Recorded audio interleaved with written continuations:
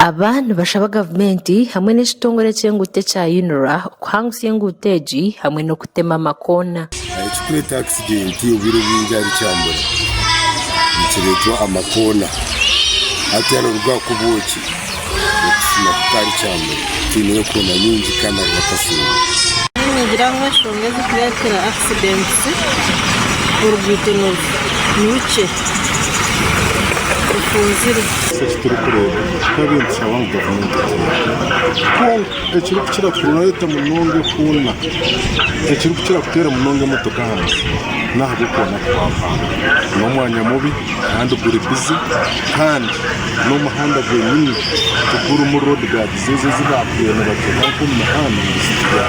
abantu bagira ngo oruguuto oru niruterera munonga ekiri kureetera aba driver ba Congo bavuga kubi.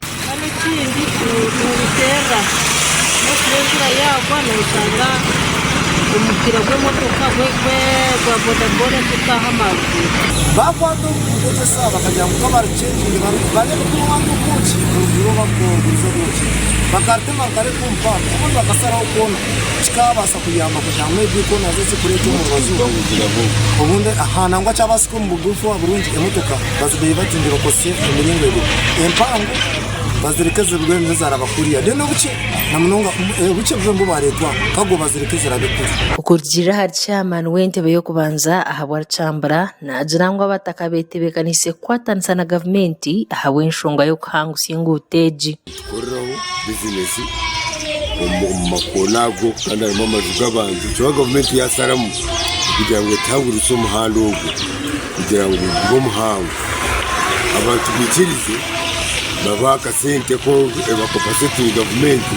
birireyo n'accident zikoti zicendeye twagezaho kugamba nabukiri kukwataho konka amasimu gabo tigakwatwa.